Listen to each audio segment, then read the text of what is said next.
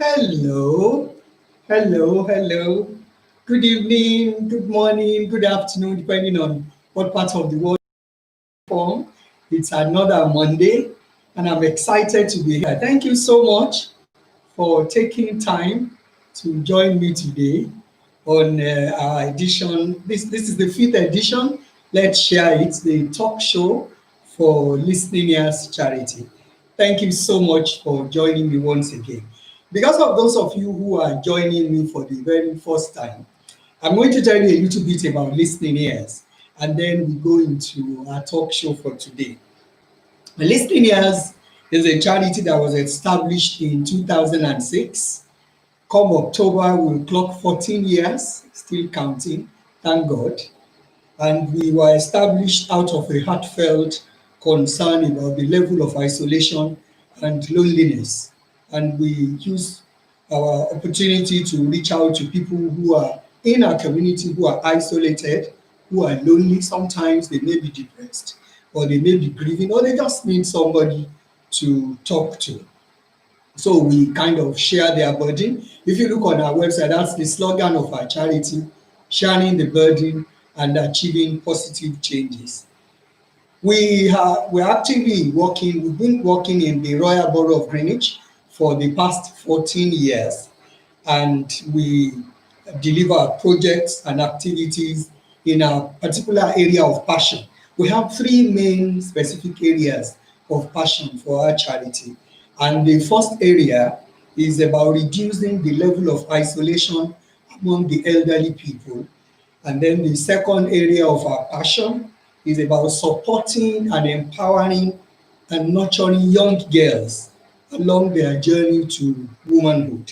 And then, of course, the third area is about enlightening and empowering local members of our community to take small steps of change to achieve improved health and total well-being. And over the years, surrounding these three areas of our passion, we have established five key projects that we run in the community. And I'll quickly run you through the five projects. The first one is the Rosebud Center for Girls, which is our exclusive space for young girls from ages 7 to 19. And that is a space where girls can come and just be girls, have a place where nobody is going to condemn them, nobody is going to judge them. Wherever they are at, they receive support for where they are at, and then we hold their hands and support them to get to where they need to be.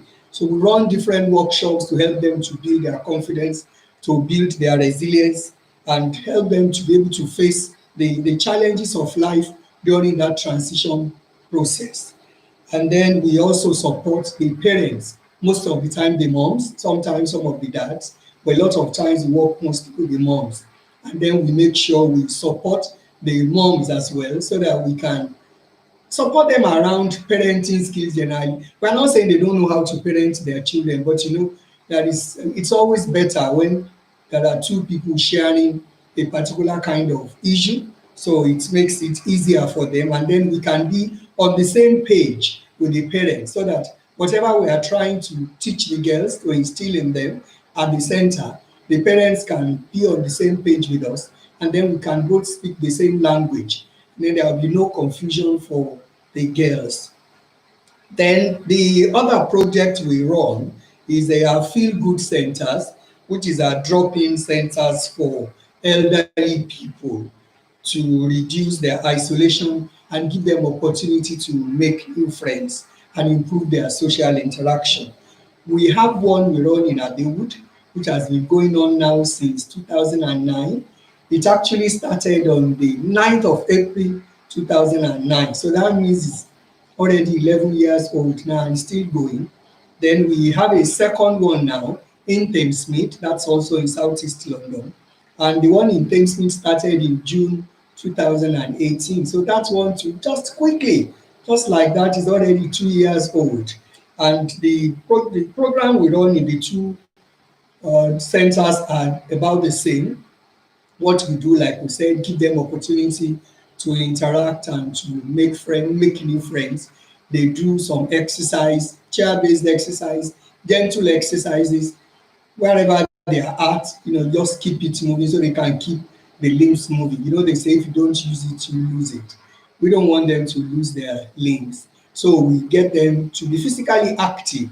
They have some refreshments, they play games. Once every year, we take them to the seaside. Last year, we went to Brighton. We've been to the seaside now about 13 times. Last year, we would have gone this year if it is not because of the pandemic. But we trust God. If the whole thing settles down before the sun finally says goodbye for this year, maybe we might still take an opportunity to go to the seaside this year. But if we can't, next year is just around the corner. But then we went to the seaside as it was a beautiful experience at Brighton. We were sponsored, that trip was sponsored by our corporate supporter, Annington Limited. And I want to take this opportunity to say a shout out to Annington. Annington Limited has been our supporter for 2.5 years now, and they've sponsored so many of our projects. They particularly sponsored the trip to Brighton last year. They paid for the coach, and as if that was not enough, when we got there, we had a 53-seater coach, by the way, and it was full. We got to the seaside. They took us to one of the most posh restaurants there. Trust me when I tell you posh, it was a posh restaurant. And everybody, all the elderly people, including my humble self, we all had very fresh fish and chips at the seaside. We had very nice fresh fish and chips. And then when we finished that, they took all of us to the ice cream bar. And then we had ice cream on top of our cheese. It was lovely. So I want to say thank you to Annington. And towards the end of last year, again, another big thank you to Annington. They donated a massive 17-seater minibus to listening ears, which we use now to transport our elderly people anytime we want to move from A to B. And then all this time that it's been no going out because of the pandemic, we had the opportunity of using that minibus to visit all the elderly people, to go and drop them food items, to drop them. We've been blessed by two lovely caterers in this lockdown. The first blessing we had during this lockdown was, I think that was in May. One of our caterers, Sisimi, that's her business name. She blessed us with a buffet for all our service users. So we made use of the minibus to take the food to the homes of everybody. And then we are blessed again last 2 weeks by another wonderful supporter of listening ears. And every member had lovely buffet, and then we were able to use the minimum. So I really want to say a very big thank you to Annington, because without them, we wouldn't have been able to do all that we did. So thank you so much, Annington.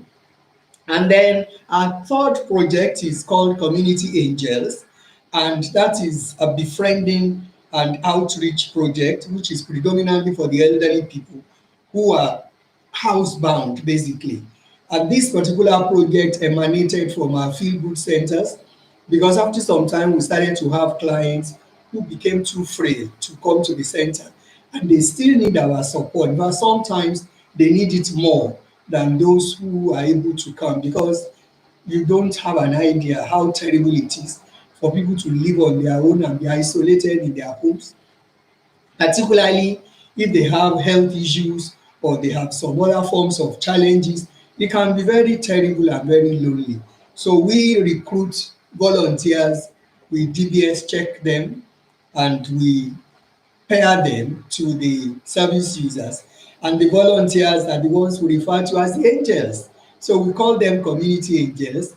They go to the houses of our service users. They spend 1 hour a week with each of them.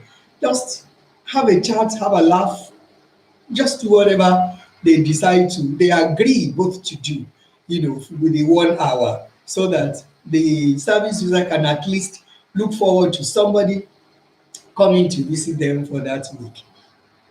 So that's what the Community Angels project does. And then we have Steps to Living, which is our health and lifestyle community project. And that's about enlightening and empowering members of our community to take very small steps of change and take responsibility for their health. So we support them around showing them how to cook better, eat better, eat healthier, be more physically active, and basically just get an improvement in their overall well-being. And finally, baby project is Let's Share It, which is the talk show we are running today that you are listening to. It's a weekly talk show. And like I said at the beginning, it reflects our slogan, which is sharing the burden and achieving positive changes. And the program is an opportunity for listeners to ask questions and receive advice and support on various challenges or situations they might be dealing with. And the ultimate goal is to empower ourselves to achieve fulfilled lives and enjoy wholesome relationships. So that's it about our charity listening ears. If you want to have more information, you can go on our website www.listeningears.org, and the website for the Girls Project is www.rosebudcenter.org. So that's it about listening ears. Now we are, on for today's show. Let's share it. And I'll quickly tell you, of course, as you will understand the vision and the purpose of this talk show is to actualize the main vision of listening ears, to share the burden and achieve positive changes. It's a very popular statement that a problem shared is half solved. And sometimes people are going through issues that they have no one to confide in. Sometimes it's the confidence they need to talk about it that is not there. Not that they don't have their own self-confidence, but you see, the fact is they are not sure of what is going to be the reaction or the response of the person they want to talk to. So they are kind of hesitant in trying to talk about what they are going through. But we believe that if we have a program like this, because when people write in, either they write in or they phone in or they ask questions while we are chatting like this, there might be so many other people who have the same question, and while we give an answer to one person, several other people will have been able to receive answers to that particular situation that they are going through. Or it might even be somebody that they know that is going through that kind of situation. And that will be a way forward, because the kind of satisfaction you even feel, even when that is not the complete solution, but the fact that you know that you are no longer the only one bearing that particular burden, there is a kind of relief that you feel. And that is exactly what we want to pass across. So, what to expect on this show? Every Monday at 6 p.m., you will join me on this platform. We're streaming live on YouTube. That's the channel, youtube.com/listeningers. If you tune into YouTube every Monday, you will find me here waiting for you at 6 o'clock.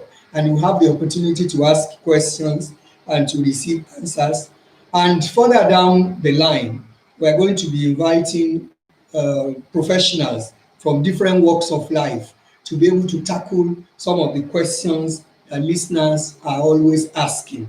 And then we can all share the burden in a more professional way, and then in a more specific way, because those that we will invite, they will be professionals in their own field, and so therefore they can talk with authority about whatever they are talking about. And if you have any questions, you can always type it in the chat box so I can read the question and we can discuss it, we can talk about it, or you can send an email to us and we pick it up during the week. And then next week we can table it within the talk show. And the email address is help@listeningears.org. And the focus of this program, it will be on emotional, physical, and mental well-being. Lifestyle and different types of relationships as well will be part of what we will talk about. We'll also share ideas about parenting and other general issues of life. So like I said, you have the option to type into the chat box or you send an email to help@listeningears.org, or you can phone in. Any of them you can do. And then I need to quickly tell you what not to expect on this show. On this platform, we will not discuss politics at all. We will not discuss religion, but we can discuss faith because they are completely two different things. We will not talk about ethnicity because we are a community-based organization. We are very inclusive. It doesn't matter what ethnicity people come from. Anybody can benefit from our services as long as they need support in the community. They can knock our doors, and the doors will always be open. And we will also request that please, when you tune in, please do not mention anybody's name, because we like to adhere to data protection regulations. So please don't mention anybody's name. You need to be anonymous, and we will also respect your privacy, except if you specifically or categorically tell us to mention your name. But otherwise, we don't want you to mention anybody's name, and we will not mention your own names as well.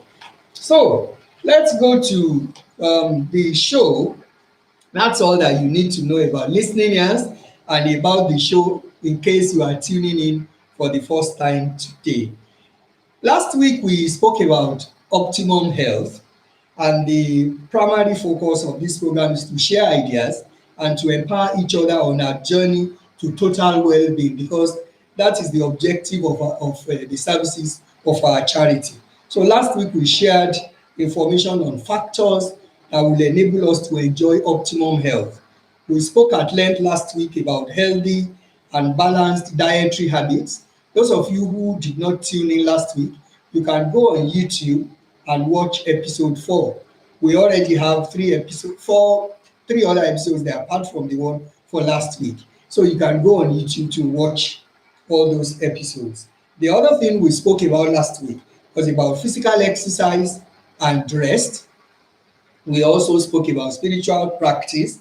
We spoke about purposeful life and career, and we also spoke about healthy relationships. Those are the things we shared last week. So today we will continue, and we'll take a look at the space of our emotions and our feelings, and how the choices that we make, how it impacts our total well-being. Because remember, the focus of this program is about our total well-being. So today we want to look at the power of our choice. How does it impact on our total well-being? That's what we are looking at today. One of the first things I want to talk about is when we go into any relationship, maybe we marry somebody, or it is because they bring us so much happiness and so much joy into our lives. That's why we took that step and got married to them. Then when we fall in love, every other kind of happiness that we have experienced, it might even pale, in comparison to what we are feeling at that particular moment. Then usually as human beings, we are prone to come to the conclusion of thinking, this person makes me happy. That particular person with whom we are in a relationship, it as a human being, I think it's just natural to feel this person makes me happy. But you may not agree with me, but I want to tell you this afternoon, this evening, this morning, depending on what part of the world you are watching from, that statement is not true. That person does not make you happy. You make yourself happy, because you made the choice to allow yourself to open up to somebody incredible. You made the decision to commit yourself to someone you feel extremely committed to, and you feel connected to that person. So you made yourself open to that relationship. You made that choice to hang in there. Even sometimes when that person does something that hurts your feelings, you discover that you still hang in there. You took that choice. You made that decision. So you actually made yourself happy. It is not that person who makes you happy. You see, the reality of the matter is that nobody, and I mean nobody, can make us happy. We are always the one who has brought happiness into our own lives. If you are feeling happy because you have great friends, it is because you have chosen to surround yourself with genuine, generous, and loving people.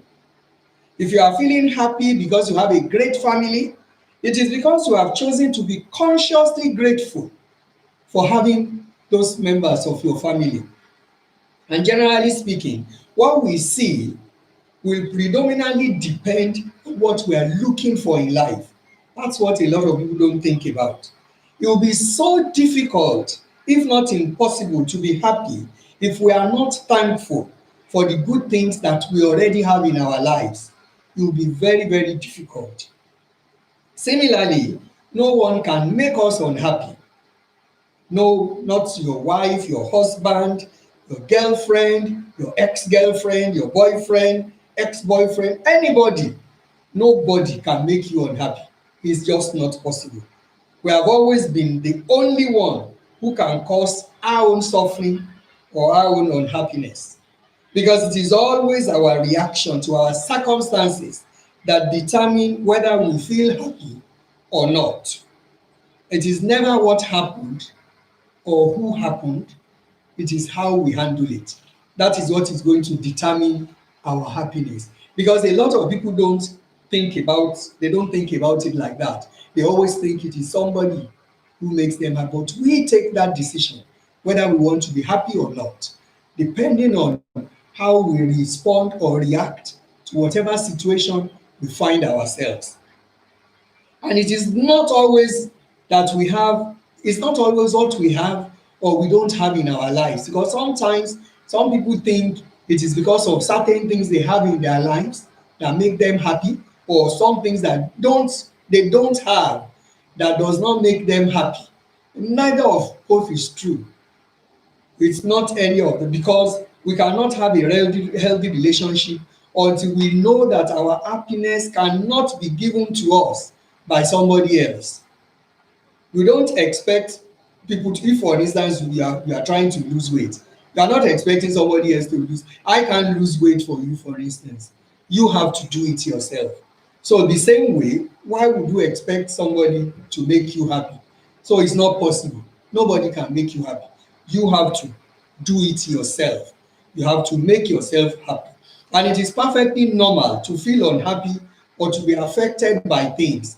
Don't get me wrong, that is perfectly normal to be affected by things or at certain times of our lives to feel unhappy. But once we tune our mind in to the fact that our happiness is not somewhere outside there, but it is right inside us, inside our being, then we can definitely, at that time, it becomes easier to let go and to find our balance.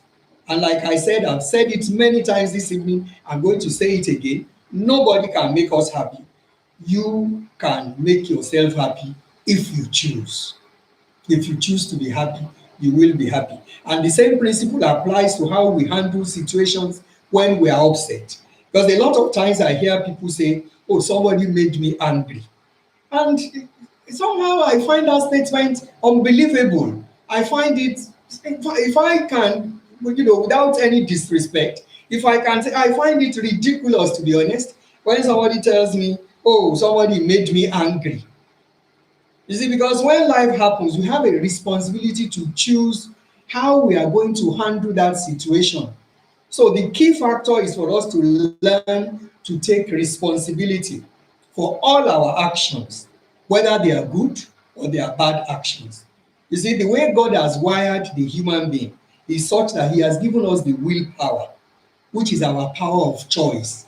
And that's exactly where we are focusing on tonight, our power of choice. So this means that we have to make a choice how we want to handle any situation that we find ourselves, whether it is an expected situation or not. And that is where maturity comes in. Because a lot of people, you see, anything can happen to you that you didn't expect. But how you now handle that situation, particularly if it is an unexpected situation. Because for me, if something happens to us and we allow that situation to determine how we are going to react or respond, then that means we still need to do a lot of work around our maturity, because at that, or even our self-control. Maturity and self-control, both of them together are things that we need to have a second look at if situations arise, and then it is the situation that determines how do we respond. Then we need to work on our self-control. We need to do some, re-look at it and look at our level of maturity. Now, tonight, one of the things I want to share with us, talking about all that I have said, is the secrets of happiness.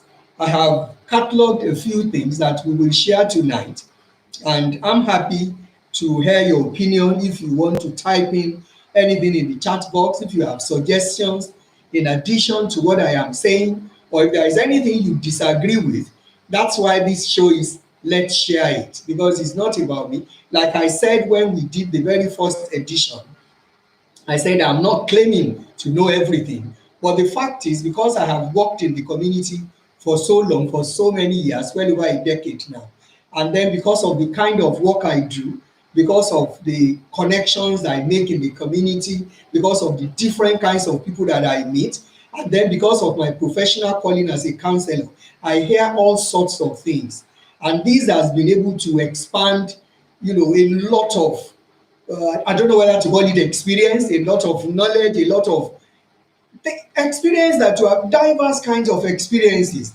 that one has been able to develop and gather from talking to people, from supporting people, from helping people, reactions you find, statements you hear, all sorts of things. Sometimes people are grateful, sometimes people are not grateful, all sorts of things, to be honest with you, have been here and there. So all those experience I've been able to gather over the years puts me in a position where, and then of course, if I top that up with my professional calling as a counselor, it allows me, gives me the opportunity to be able to at least have an idea about quite a number of things, various issues. And that's what I feel we can share. And I'm very open to learning. I mean, you keep learning every day. Very recently, I learned something very, very new that I never thought of from my very little grandson. For me, I'm always open to learning, and you can always learn from anybody. So I'm open to learning. That's why I want us to share it. So it's not about me talking down to you or telling you what you probably don't know. And like I said again in the very first edition, there might be things I will tell you or inform you about on this program that you have heard before. That's fine. There might be some that you didn't hear. So those who haven't heard it before, they will hear it. Definitely will be beneficial to them. And then part of the things that you might even be sharing with me, there are things I will also learn from, which again will improve my skills and increase my knowledge, and I will be able to pass it down while I'm even working with people in the community in the course of my work. So, like I have said earlier on, I've jotted down a few secrets to happiness, and we're going to share that tonight. The first one is that you don't have the luxury of choosing how you die, but you have the exclusive right of deciding how you live right now. So today is your new chance to choose. That's one thing that God has not given us, that privilege to decide how do we die, when do we die, But while we are here, we have the opportunity to make our choice. So today is another opportunity. That's the first one. Next to that is there are two primary choices in life. Responsibility for changing them. Because a lot of times people don't want to take responsibility for changing anything. And in my work over the years in the community and in working with people, one of the things I have found most difficult for people to respond to is change.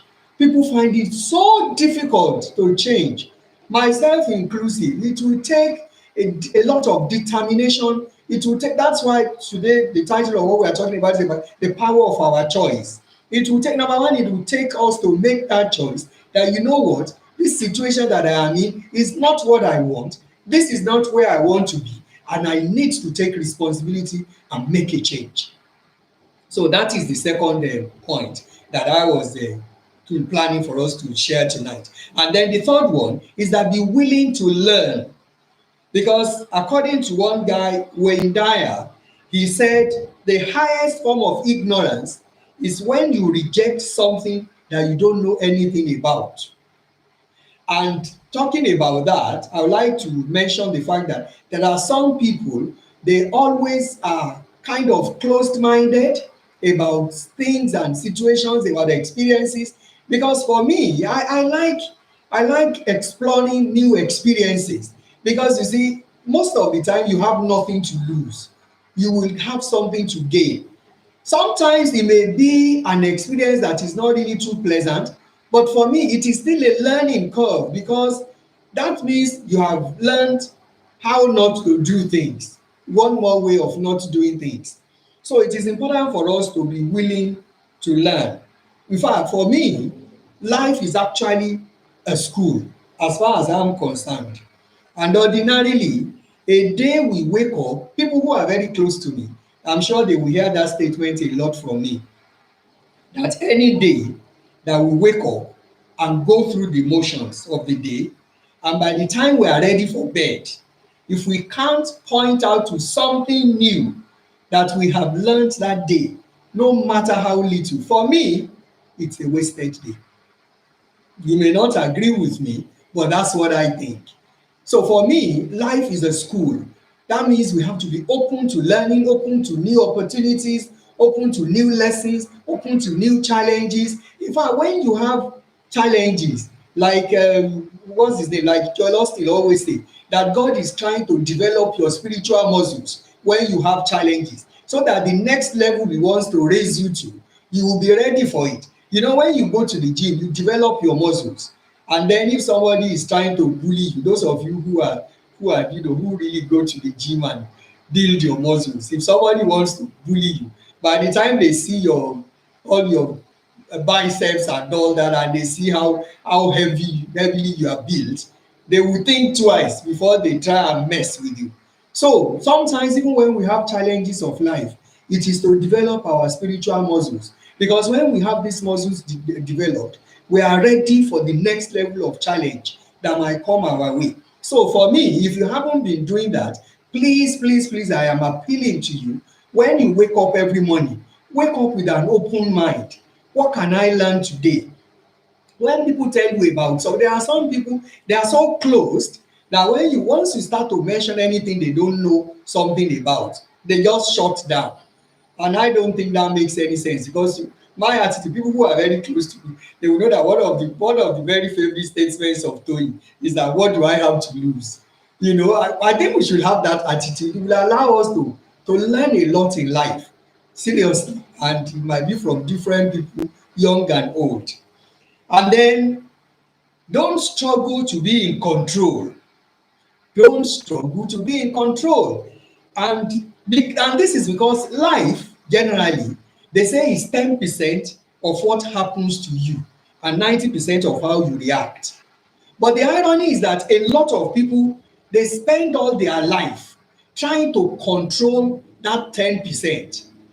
And in the end, they miss out on the 90%. That it's just, if I can say that without any disrespect, for me it's just unreasonable. It doesn't make any sense, because it is 10% of what happens to you, 90% of how you react to it. So when that 10% happens, you have the energy. God has given you the energy to control 90%. So determine how you are going to react to it. Determine what you are going to do in that situation. Maybe that is a situation we want to think, I think I want to go and think about this issue before I even respond. For instance, personally, when people upset me, I don't talk at that time. I just try to go away from that place and go and think about what that person has done. To be honest with you, I try to rehearse what I am going to say to that person, and I try to imagine what they are going to say back to me in response, so that when I go back there and I talk to that person, I'll be ready. I will not talk in annoyance, I will not talk in anger, because you see, the thing is, if we don't do that, you will now end up coming back to apologize for something that you could have easily prevented. And when people tell say that statement that actually I spoke like that because I was upset. Well, I was angry, and that's the time that people tell you somebody made me angry, which for me I think is just simple lack of self-control, because nobody can make you happy. It is a choice. You decide to be unhappy, you decide to be angry, or you decide not to be angry. You can decide to be a bigger person, because when somebody does something nasty, something unreasonable to you, you don't have to come down to the level of that person to level up with the person if you think it is going to create all sorts of sin. So you can always decide to be the bigger person and leave that scenario for that particular time and choose appropriate time. And that is what this happens. I mean, one of these editions, we are going to talk predominantly about relationships. But if I can just make a quick insight into that now, what I have just mentioned is what allows so many relationships to go sour. Just because people cannot be matured in what steps, how they want to react to a situation. And a lot of times, if people can just think about that thing twice, maybe the statement they want to utter at that particular time, if they can think about it twice, it will avoid a lot of problems and a lot of relationships will have been saved. Anyway, that's a topic for another day. Today, let's just focus on our power of choice. And then again, we need to give up blaming other people. And there is one guy, John Burroughs, he said, a man can fail many times, but he is not a failure until he begins to blame somebody else.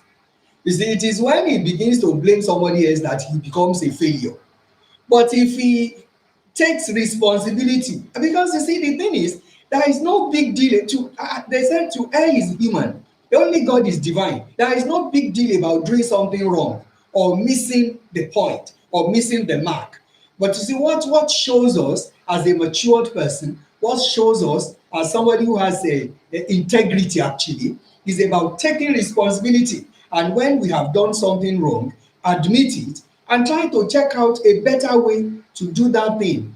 But a lot of people think maybe if they admit that they are wrong, that makes them a smaller person. But can I tell you today, it actually makes you the bigger person when you admit. And then, but then they now try to start to look for who can they blame in that situation. And I'm sure that is what led this guy to say that a man becomes a failure when he starts to blame somebody else for something he can easily take responsibility for. It doesn't make you smaller. Just take the responsibility and move on. Learn what you need to learn from the scenario and then just move on. And then the next thing I want us to look at is avoiding limiting beliefs about yourself. A belief is not an idea by the mind, it is an idea that holds the mind. That's I found that in Ellie Russell's book. He says a belief is not an idea by the mind, but the idea that actually holds down your mind. So a lot of times you can only go as far as you see yourself. If we have very limiting beliefs about ourselves, it restricts the growth that we are going to have. It restricts the achievement we are going to have in life. It restricts a lot of things around us. So if we need to expand the scope of the length of our mind and expand how we think about ourselves, not thinking, oh, this thing I cannot do it. Because you see, the thing for me, I think it is even if we can get to a point that we can remove that word from our dictionary, I can't, if we can remove that word, because there is nothing we cannot do. All it takes is for us to believe in ourselves and to decide that we want to achieve this thing, and then we can achieve it. And then we won't be thinking that this is what I can do, this is what I cannot do. I mean, whatever we cannot do, we learn. We already spoke about that, having an attitude of wanting to learn. If we have an attitude of wanting to learn, we will keep learning, and our knowledge will continue to be increasing, and we'll be wiser. We'll have more wisdom, we'll have more experience, which will develop into to translate into more skills. So we need to change how we limit beliefs about ourselves. And then we need to stop complaining. Ziggy said, you can either complain that roses have thorns, or you can rejoice that your thorns have roses. You know, it's both about the roses, but it depends on how we want to look at it. There are some people, they just want to complain that their roses, they have thorns. They don't think about the fact that that thorns also has roses. And it's the same thing that we know, that statement that they say, some people talk about, my cup is half full, or I'm trying to remember that statement, but there is something that's similar to that. So it's either we are grateful that our thorns have roses, instead of thinking that the roses we have, because the tree, the rose tree, you can't have it without the thorns there. So rather than complaining, what I'm trying to say essentially is that in any situation we find ourselves, we should try to look at the good part. The same way even in our relationships, because you see, people are never going to be the same. So if we have anybody we have to deal with, and we keep looking at their shortcomings, we are not going to be able to have any friend. Because even people who are twins, they are completely two different human beings. Even when they are identical twins, their mannerisms can never be the same. They may look alike, they may talk alike, but then there will be so many things, so many intricate things about them that will be totally different. So we have to try and be open and appreciate anytime, any situation we find ourselves, anybody we need to deal with, any environment that we are in, we try to look for the best things that are there, things that are positive, as opposed to looking for the negative things or looking for things to complain about. Yeah, what I was trying to remember is if our cup is half full or half empty. So it depends on how we are looking at it. For instance, the person who says it's half full is very optimistic. That person thinks if somebody just pours a little bit more, maybe it's the wine or water, it will become full. But the person who says it is half empty, that person definitely is coming from a point of ingratitude, and they are not likely going to get any more. You know, in my culture, I don't know if it's across different cultures, but they say that if a child is grateful for what you did for him or her yesterday, today you will do something else for that child. And the same way, even in the spiritual, if we are thankful to God, we get more things. That's why even the Bible tells us that it is inside our thanksgiving that we should make our request known. So that means gratitude cuts across board, in the spiritual, in the physical, emotional, in every area. It cuts across board. So we need to have a grateful attitude. When we have a grateful attitude, it will be difficult for us to complain, because you can't be grateful and be complaining at the same time. It's not possible, because hot and cold water cannot, flow at the same time, except to put a mixer there. So that is very key. We need to stop complaining. And then we need to give up the luxury of criticisms. If we decide to spend the better part of our time improving ourselves, trust me, by the time the day ends, you'll be so exhausted, you won't even have time to criticize other people. So maybe that is one of the things that we need to be talking about, how we can look at how we can develop ourselves instead of criticizing other people. Then the other thing I want to also suggest is that we need to be open to change, and you'll be surprised how doors will open where they only looked like walls. If we are not open to opportunities, a lot of times, what I mean is, if you see something that is looking like a wall, you know but eventually when you get there and you make an effort, you discover it's actually a door. And I tell people, a lot of times when we do have problems, I mean, that is what I have discovered in my counseling experience. When we do have problems or when we have challenges, because as much as possible, I try to really avoid using that word problem, because I believe that a problem is something that is so difficult you can't solve. So I prefer to use the word challenges. That's another topic for another day, about us minding our language. But the thing is, what I have discovered with life is that when we have a challenge that we need to solve, most of the time And I mean most of the time. Sometimes may be different, but a lot of the times, the solution to that challenge is right behind that challenge. But you see, sometimes the solution is smaller than the challenge. So invariably, the challenge, because the challenge looks massive, it is kind of overwhelming the solution. So that is why we need the support of somebody we need to share our burden with. Because if somebody goes to a counselor now, the counselor is not going to dictate to you what you are going to do with your life to solve those challenges. You are going to the most of the time the solution is right inside of you. But what usually happen is because we are right inside that challenge, and because one is most of the time the person who is inside that challenge is overwhelmed by the challenge. So that time they can't even look at any other option, or they can't look at any other dimension to that issue.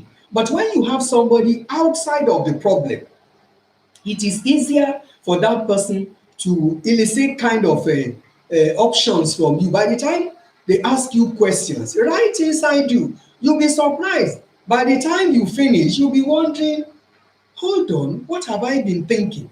Why didn't I imagine? Why didn't I think about that? And it is not because we are stupid. It's just because it's just a normal human situation.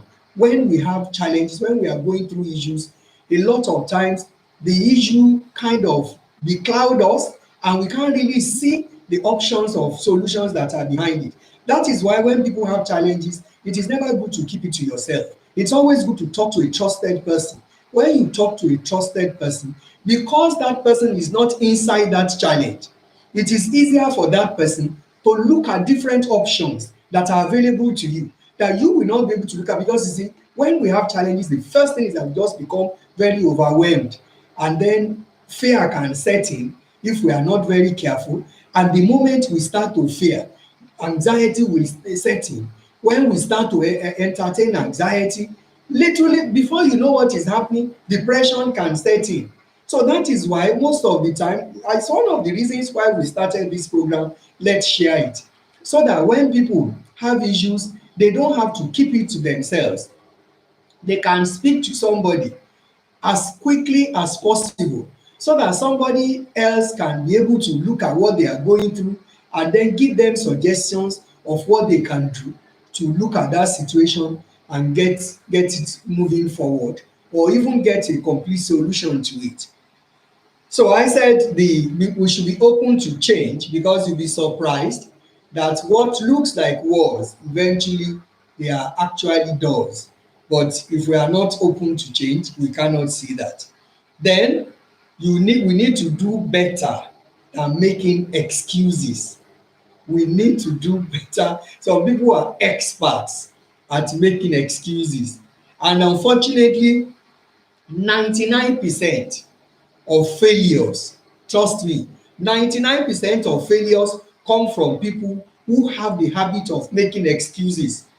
And most long time failures, they are the outcome of previous excuses made instead of decisions. You remember when we were talking earlier, I said it is important for us to take responsibility of anything. When something happens, the fact that we made a mistake, there is no big deal about it. Anybody can make mistakes. That's why they say to err is human, only God is divine. Anybody, and I mean anybody, can make a mistake at any time. But what the maturity in us, the integrity in us, is to be able to face that mistake and admit it and take responsibility and look for a better way to do that thing, go forward, instead of making an excuse. Because there are some people, they are so defensive that once they make a mistake, they are ready to give you excuse why they did it. And ironically, the reason that they did it is not important. The reason that you made a mistake doesn't change the mistake. So, say explaining the reason doesn't really make sense, to be honest. It doesn't solve matters. As a matter of fact, it might even complicate matters, particularly if the person we are dealing with is somebody who is not really patient, and then the person can lose their temper and start wondering what are we talking about, what is he saying or what is she saying. So it is better for us when we make mistakes to take responsibility for the mistakes and try to find out, because you see the thing is, before we do anything in life, ordinarily you did it because you felt it is the right thing. Don't get me wrong. But you see, it is not always what is right that is appropriate. That is why even the Bible says not everything that is lawful is expedient. So it is across board, both spiritually and physically. The fact that you did it because you did it, a lot of times we make errors that are innocent errors. But seriously, whether they are innocent or they are predetermined errors, an error is an error, and the minimum we can do is to take responsibility for mistakes that we have made, check out what can we do better, check out how can, if it is something that we can still right the wrong, we right it. If it is something that we need to restitute, we restitute it. If it is not something that we can restitute, or if it is not something that we can right, at least we learn, and then we try to see how can we do things better in the future, even if that particular time is not possible to do anything about it anymore. And then don't allow your past to hold you down. Forget mistakes of the past and press on to greater achievements for the future, because what matters is what you do now. A lot of times many of us just live in our past, and then we use the problems of the past to mess up our present. And when the present is messed up, obviously it affects the future. So it is so important. I'm not saying it all the past experiences are good. No, don't get me wrong. There will be a lot of things that we regret that we have done it. That happens to everybody. But we don't have to keep, yes, the person who has, like I always say to people, the person who has a problem is somebody who falls down and remains down. Because if you fall down and you can get up and keep going, before you even keep going, when you fall down, when you get up, you need to look down and check what is it that tripped me. You look at it, whether it's something you need to remove before you continue that journey, because otherwise if you don't remove it, you will trip again. But if you remain on the ground, then that is when you have a problem. So anybody can make mistake. So whatever is past is past. So we should not allow our past to hold us down. There are so many people that I have met, they continue to live in their past, thinking that maybe they regret it a little bit more, maybe that will make them feel better. Unfortunately, the reality of the matter is it even makes people feel worse. You never feel better. One feels worse thinking about what had happened yesterday and remain. I'm not saying you shouldn't think about it. You think about it and see what can you learn from that mistakes. Because for me, like I said, every wrong step we take is we are just learning the way not to do things, the way not to take that particular kind of step. And then we learn from it and we move on, and then our future will be guaranteed to be better. So we should always talk about our now and see what do we do, what do we want to pick up out of the past things that have happened, the ones we want to put in the bin, the ones we want to forget about completely, and the ones we want to even put on our vision board and say, you know what, this one I need to be reminded every day. I must never do this again. And then avoid indecision, which is the final one I'm going to talk about today. Avoid indecision, because you will never live where you are until you decide where you want to be. So you need to make a decision about your goal and pursue it with passion. Indecision is a big challenge for so many people. Indecision, procrastination, I'll do it today, I'll do it tomorrow. Trust me, it's a major problem for a lot of people, and this does not allow anybody to go forward, because you will never live where you are until you decide where you want to be. So you have to first make up your mind, where do I want to be? And this is in every sphere of life, physically, emotionally, psychologically, spiritually. we need to have a goal, we need to have a vision. Where do I want to be? Then when we have decided, well, because we need to, that word is so crucial, decided. We need to decide exactly where do we want to be. And then when we decide where we want to be, then we start to look at how do I get there. Then we start to look at, map out that journey. When we map out the journey, then we can start to look at the strategies of how do we go along that journey. But if we don't take that decision first, if we just allow life to be happening to us anyhow, it's not going to be funny at all. So it is so crucial that we have a focus, we have a vision, we put our vision down, and then each time, one of the things that will also chip in at this particular time is that when we make a decision like that, what we want to do, where we want to be, where we want to go, it is very crucial we write it down. Because if we don't, I always hear one statement that he said, a broken pencil is better than a computer or something like that. I don't remember how that statement is always said, but the long and short of what they were trying to say is that when you write something down, I mean, our brains are not computers. Even computers, sometimes computers crash. How much less, the human brain. So it is always important to write things down. When we write it down, it is so crucial, because that's one of the reasons why we are not going to forget it, because we can have a point of reference. And then when we write it down, and then the beauty of writing things down is that we can revisit it. It's funny. I will tell you something. It's so funny because let's share it. I keep journals. I was looking through my old journals, and one of those days I was looking through them, I saw something I wrote. I think I wrote it in 2008. That is when the Holy Spirit gave me this word, let's share it. Seriously. And look at, from that time, situations within, well, all the projects we were doing in the charity, it didn't even give us time yet to get into that, because you see, every project we put up in the community is always need based.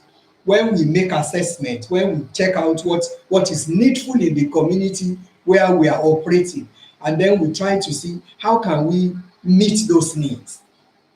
And in meeting the needs, we set up different kinds of projects. So at the time that we now decided to set up Let's Share It, which is the talk show, it was a time that we are seeing that there are so many questions that people are writing emails, people are asking questions, people are coming, they are asking for different things, and we feel it's better to have that space, that platform where people can share, and a lot of things that we can put across. For instance, if we had the one of the projects that we run for our health and lifestyle, for instance, we only run those projects when we have funding.